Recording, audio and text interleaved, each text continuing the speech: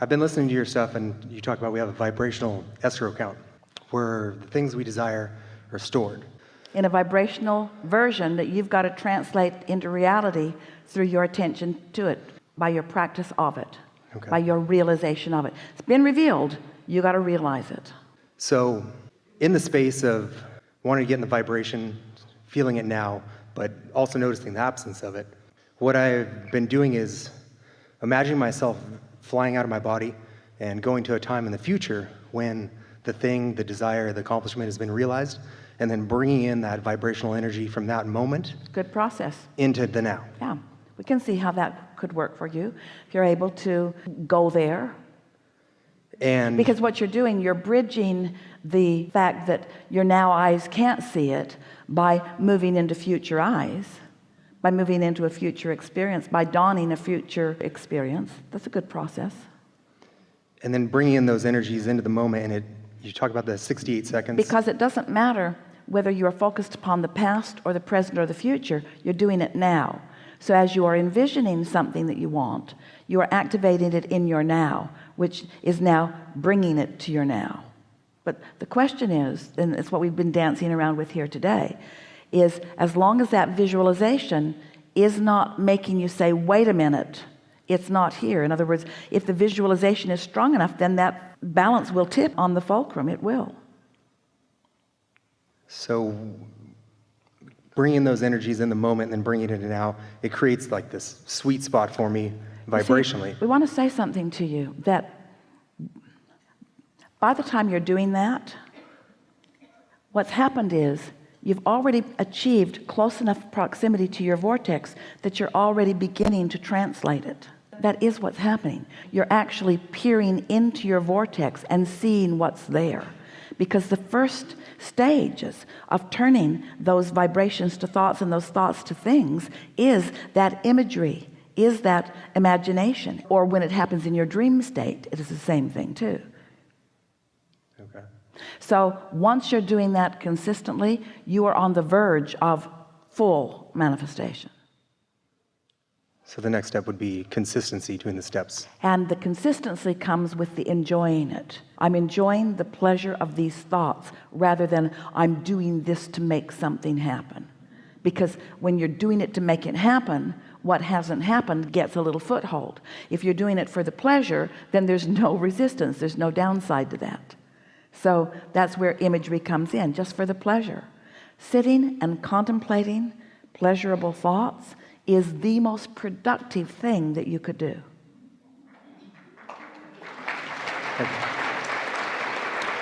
So much so that we're encouraging you to do 20% less, do 30% less, do 40% less,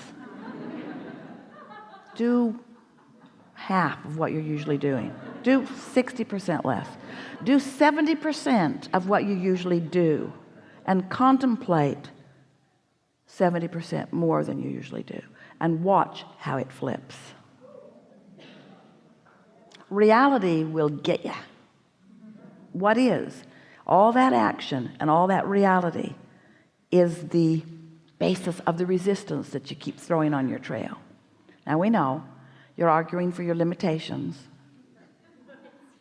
We will call each of your employers and explain. You're going to find them a lot less active in the days coming up, but way more productive. They're going to be less active and way happier. And your employer might say, I don't really care so much about their happiness. I care mostly about their productivity. And we say, we promise you, if you will encourage happiness, productivity will ensue. Yeah. So in my life, I've been experiencing these like yo-yo effects of feeling great, feeling the rockets of desires, and then sometimes the thoughts behind the thoughts have been like heat-seeking missiles blowing up the desires. Here's the thing.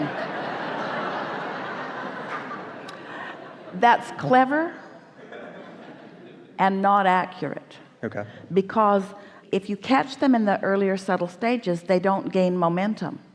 That roller coaster is thinking about what you want and thinking about the absence of it, and thinking about what you want and thinking about the absence of it.